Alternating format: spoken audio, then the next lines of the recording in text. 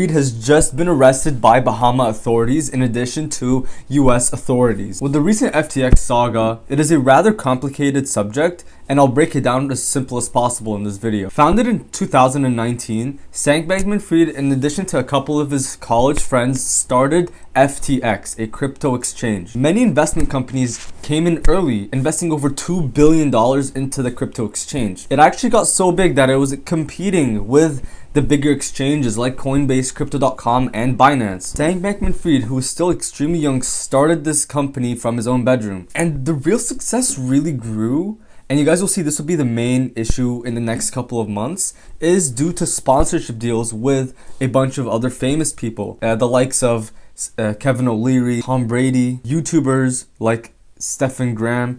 All these people were paid substantial amounts of money to promote FTX. And what made FTX really grow was its token FTT, which is similar to coins like Bitcoin. And really, if you held FTT on FTX, you were given perks and rewards for doing so, such as cheaper coins or more benefits.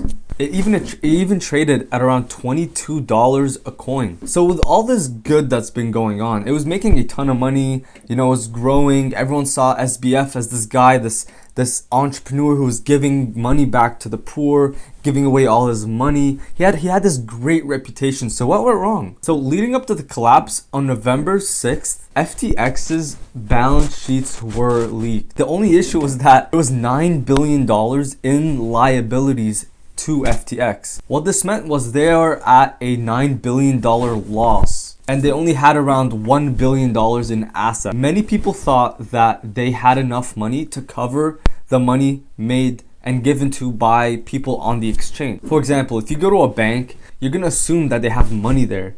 But what if the bank did not have enough money to give back? That's what's been going on here. Essentially, they were running at a loss. And essentially, once this happened, widespread panic began.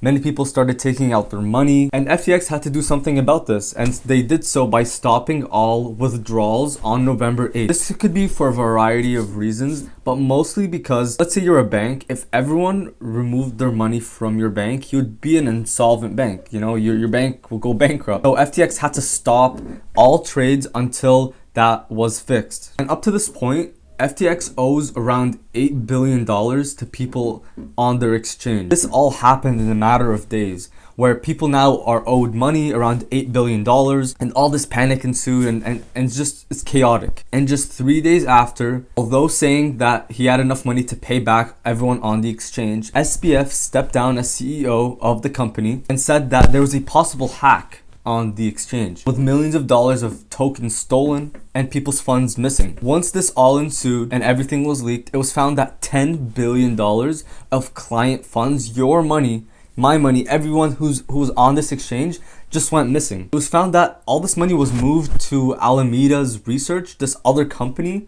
We didn't even know these two were intertwined, but somehow they were. And around $1 to $2 billion of customer accounts were unaccounted for. The accounting on this was awful. So essentially, money was stolen, people's money were lost. What's gonna happen next? Well, on November 18th, 2022, Bahama authorities and the state locked all SBF's and FTX's assets. And on December 12th, SBF, Sam Bankman-Fried, was arrested by the Bahamas police force. We're now working with the US government to figure out what they're gonna do. He is now being charged with fraud and conspiracy against the SEC. It's going to be really interesting to see this and see how this unfolds. I want to know what you guys think. What do you think should happen to SBF? Do you think he should go to jail? Who else do you think should go to jail?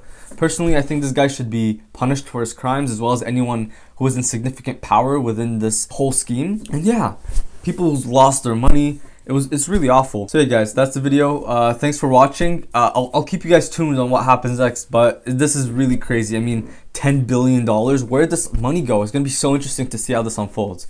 See you next time. Peace.